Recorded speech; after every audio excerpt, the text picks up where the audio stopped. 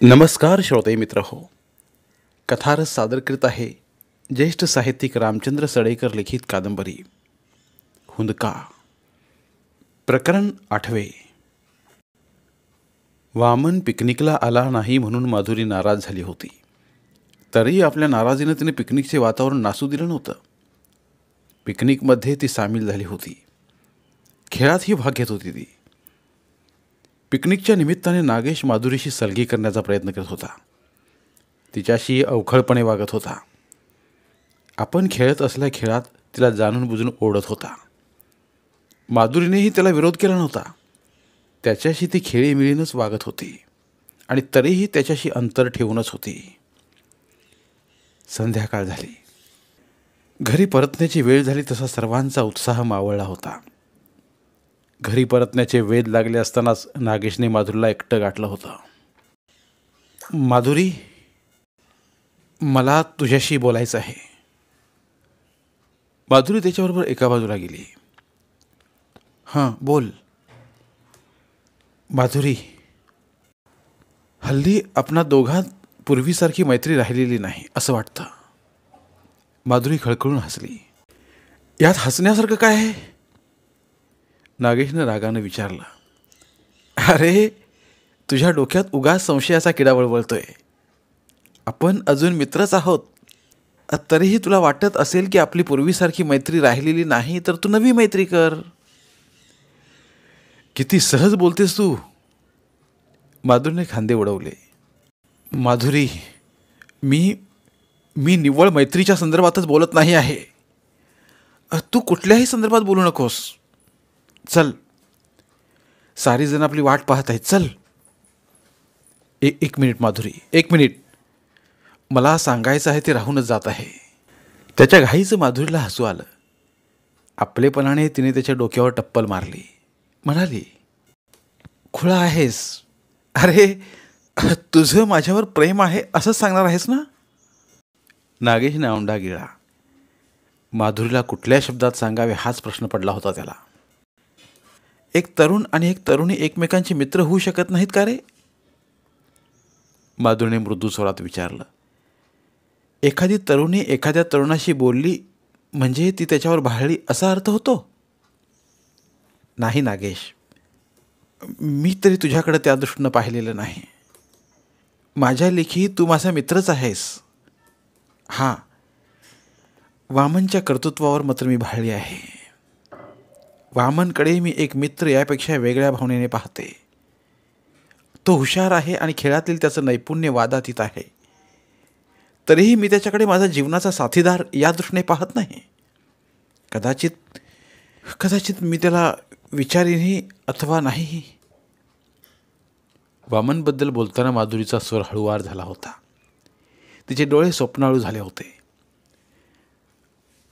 वामन मला आवडतो. डोळे मिटून ती म्हणाली. जणू तिच्या डोळ्यांपुढे वामनची मूर्ती उभी राहिली होती. मी तुमच्या घरी आले असताना तू वामनचा अपमान करण्याचा प्रयत्न केला होतास. तो मला अजिबात आवडला नाही. अरे, वामनचा द्वेष करता कामा नये तू. तर त्याचा हेवा करायला हवास तू. खूप काही बोलत होती माधुरी, पण नागेशचे तिच्या बोलण्याकडे लक्षच नव्हते. माधुरीनं आपलं प्रेम ठोकरलं एवढंच त्याला कळलं होतं. माधुरीने त्याला अव्हेरले होते वामनसाठी. वामनचा द्वेष करू नकोस असं माधुरी त्याला सांगत होती. पण त्या क्षणी वामनविषयीचा द्वेष त्याच्या नसानसात भिनला होता. पिकनिकला गेलेला नागेश अंधारून आले तरी आला नव्हता. पण त्याची काळजी विसावा बंगल्यातील कोणालाच नव्हती. मित्रमैत्रिणी समवेत गेला आहे तर थोडा उशीर होणारच हीच भावना होती त्यावेळी प्रत्येकाच्या मनात. पण 8 वाजून गेले तरी कॉलेजच्या लायब्ररीत अभ्यासाला गेलेली बिंदू अजून आलेली नाही हे पाहून वामन मात्र बेचैन झाला होता. बिंदू इतक्या उशिरापर्यंत लायब्ररीत कधीच बसत नव्हती. मग आज का उशीर झाला असावा तिला? अस्वस्थ होऊन वामन सारखा बंगल्याच्या प्रवेशद्वारापर्यंत फेऱ्या घालत होता. त्याची नजर दूरवर रस्त्यावरून बिंदू येते आहे का हे पाहण्यासाठी भिरभिरत होती. शंतनुरावही ऑफिसातून 7:30च्या सुमारास परतले होते आणि आपण येता चटकन स्वागतासाठी समोर येणारी बिंदू आज सामोरे आली नाही हे पाहताच तिची गैरहजेरी त्यांना खटकली होती. बिंदू कुठे आहे? आपले बूट काढून ठेवताना त्याने ओरडूनच विचारलं होतं. त्यावेळी शकुंतलाबाईंनी फक्त ती अजून कॉलेजातून आलेली नाही एवढंच सांगितलं होतं. त्यानंतर सर्वजण विषय विसरून गेल्याप्रमाणे वागत होते. याचेच वामनला आश्चर्य वाटत होते. बिंदू आली नाही म्हणून आपल्या जीवाची का घालमेल होते आहे? तो प्रश्न मनात प्रतिध्वनित होताच वामन बावरला होता. बिंदूची आपल्याला काळजी वाटते असे उत्तर स्वतःच्या मनाला देऊन पाहिलं त्यानं. पण काळजी ही प्रेमापोटीच उत्पन्न होते असे प्रत्युत्तर मिळताच मात्र तो गांगरला होता. आपण बिंदूवर प्रेम करतो? बिंदू दिसली नाही की आपण बेचैन होतो. बिंदू रुसली की आपण अस्वस्थ होतो. बिंदूने अबोला धरला की आपला प्रत्येक बाबतीतला उत्साह मावळतो. बिंदू हसली की सारे जग हसते आहे असा आपल्याला भास होतो. बिंदू दुःखी दिसली की आपणही हळवे होतो. हे कशाचं द्योतक हे? बिंदूला खुश ठेवण्यासाठी आपण का धडपडतो? तिचे आपल्याकडे लक्ष आहे या जाणीवेने आपण का सुखावतो? कारण आपण तिच्यावर प्रेम करतो. ती नाराज होते म्हणून आपण माधुरीला टाळतो आहोत. ती नाराज होईल म्हणून आपण पिकनिकला गेलो नाही. का? कारण आपण तिच्यावर प्रेम करतो. प्रेमाचा साक्षात्कार होताच वामन गंभीर झाला. बिंदूबद्दल अशी भावना निर्माण झाली म्हणून तो घाबरला होता. शंतनुरावांनी त्याला आधार दिला होता.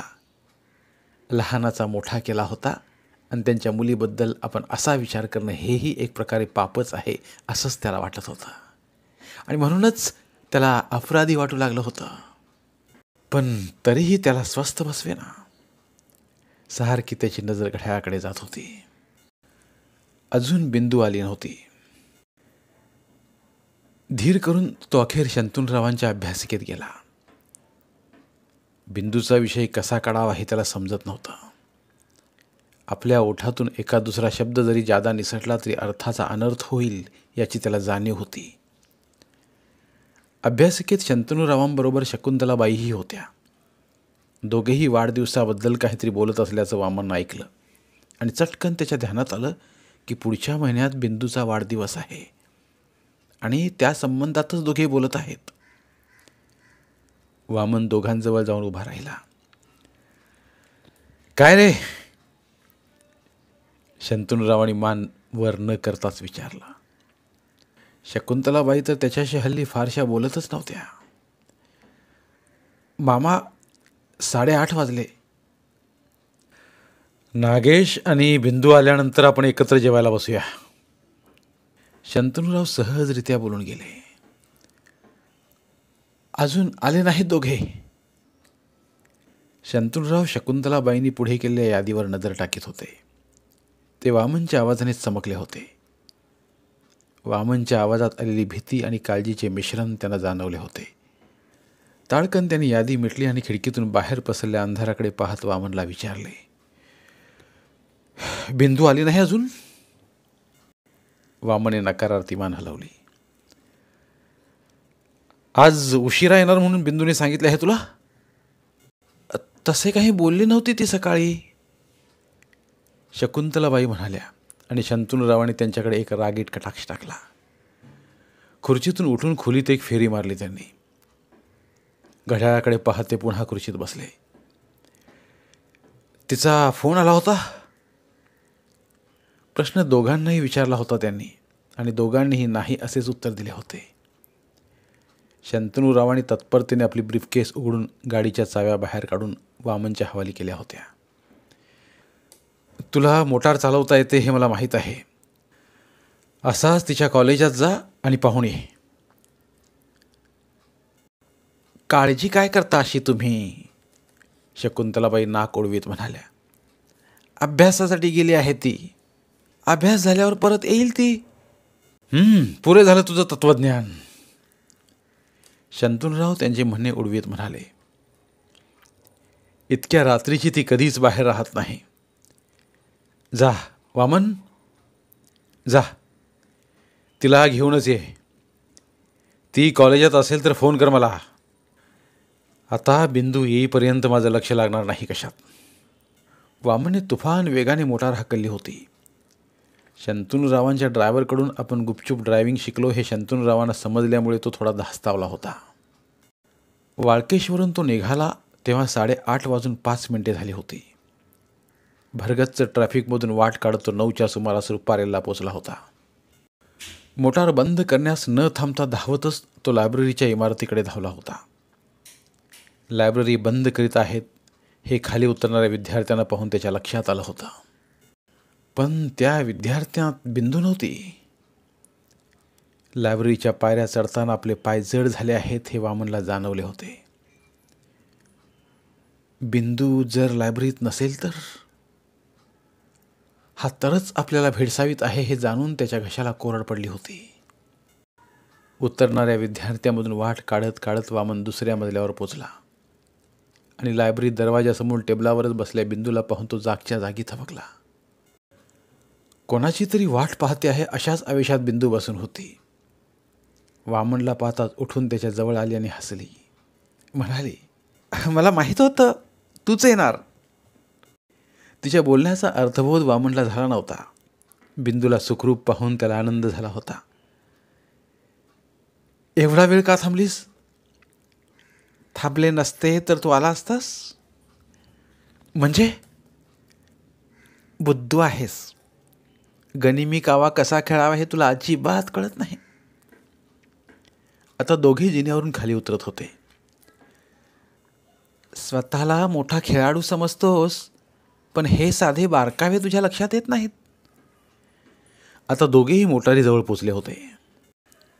नागेश पिकनिकला गेला आहे. घरात तू एकटा आहेस. मग मी उशिरापर्यंत बसले तर माझी वाट पाहून माझा शोध घेण्यास पप्पा कोणाला सांगणार? अर्थात तुला. माझा तर्क खरा ठरला. तू आलास. वामन, आपल्याला आता मोकळेपणी बोलता येईल. असा एकांत आपल्याला बंगल्यात कधी मिळणार नाही आणि बाहेरही मिळण्याची संधी नाही. त्यासाठीच मी हे निमित्त शोधलं. वामनला तिचा आक्रमकपणा आवडला होता. कसलीही लपवाछपवी न करता तिने अगदी स्पष्टपणे तिच्या उशिरा थांबण्याचं कारण सांगितलं होतं. तो एकटाच भेटावा यासाठी तिने हे सारं घडवून आणलं होतं. एकटा. वामनने आजूबाजूला पाहिलं. सारेजण निघून गेले होते. तेथील बुकस्टॉल आणि इतर दुकाने बंद झाली होती. अंधार वाढतच होता. रस्त्यावरून वाहने जाताना जो आवाज होत होता तेवढाच आवाज त्या परिसरात होत होता. बाकी सामसूम होतं.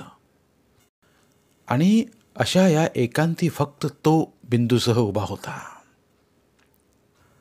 वामनने मोटारीचा दरवाजा उघडत म्हटलं, मोटार तू चालव. बिंदू नाराजीनेच ड्रायव्हिंग सीटवर बसली. अगदी अरसिक आहेस तू, राग्याने ती म्हणाली. रोमॅन्टिक वागताच येत नाही का तुला?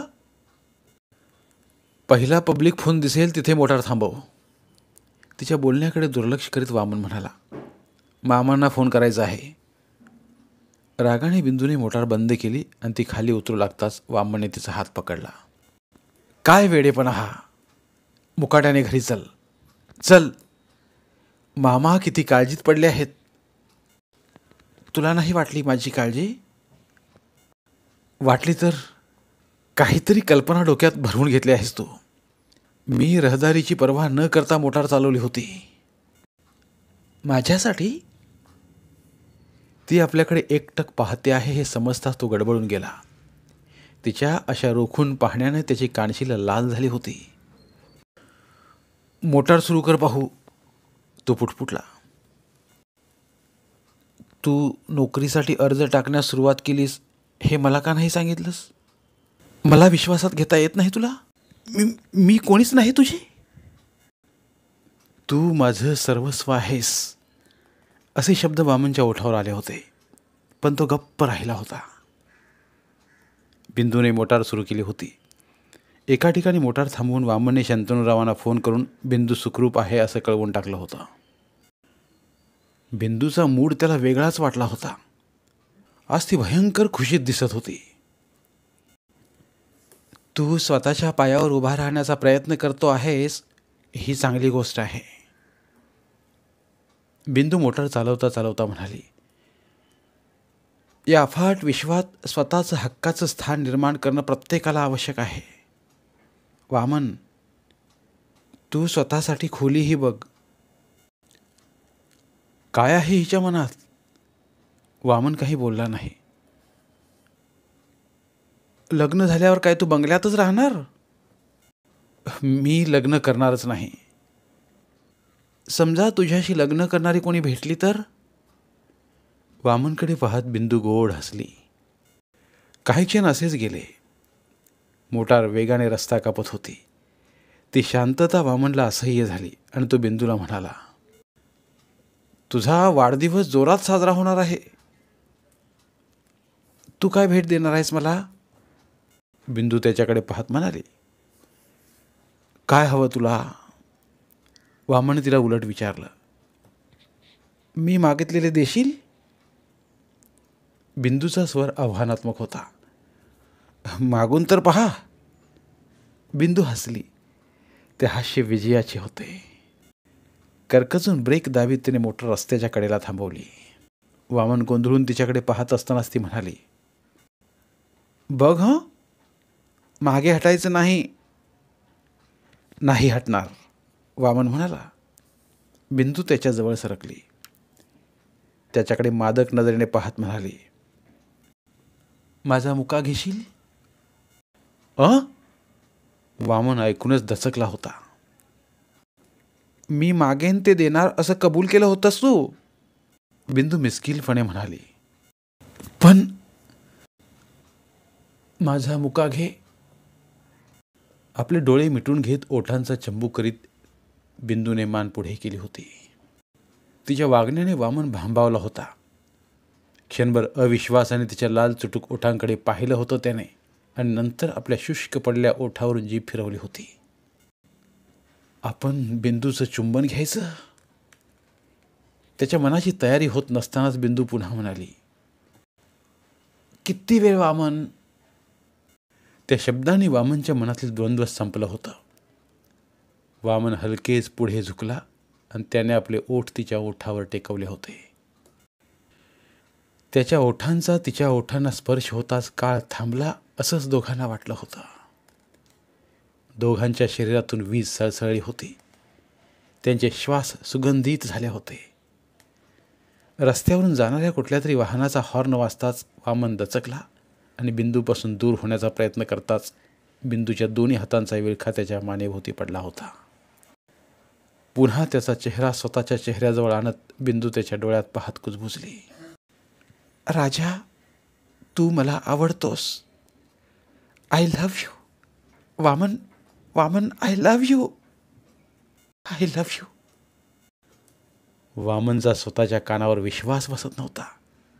डोळे विस्पारून तो बिंदूकडे पाहत असतानाच बिंदू पुन्हा म्हणाली, वामन, वामन, माझा मुका घे ना. आणि आपल्यावरील स्वतःचे प्रेम व्यक्त करणाऱ्या बिंदूचा वामनने आवेगाने मुका घेतला होता. धन्यवाद. उर्वरित कादंबरी पुढील भागात. धन्यवाद. प्रिय श्रोते मित्र हो, आपल्यासाठी एक आवाहन. आमच्या चॅनलच्या प्लेलिस्ट विभागात तुमच्यासाठी शेकडो कादंबऱ्यांचे ऑडिओ बुक्स उपलब्ध आहेत. तिथे प्रत्येक कादंबरीचे सर्व भाग एकत्रित मिळतील. त्यामुळे सध्या सुरू असलेल्या क्रमशः कादंबरीच्या पुढील भागासाठी वाट पाहण्याची गरज नाही. तुमच्या वेळेनुसार तुम्ही संपूर्ण कादंबरी सलगपणे ऐकू शकतात आणि साहित्याचा आस्वाद घेऊ शकता. कृपया आमच्या चॅनलच्या होमपेजवर जाऊन प्लेलिस्ट चेक करा आणि तुमची आवडती कादंबरी निवडा. धन्यवाद.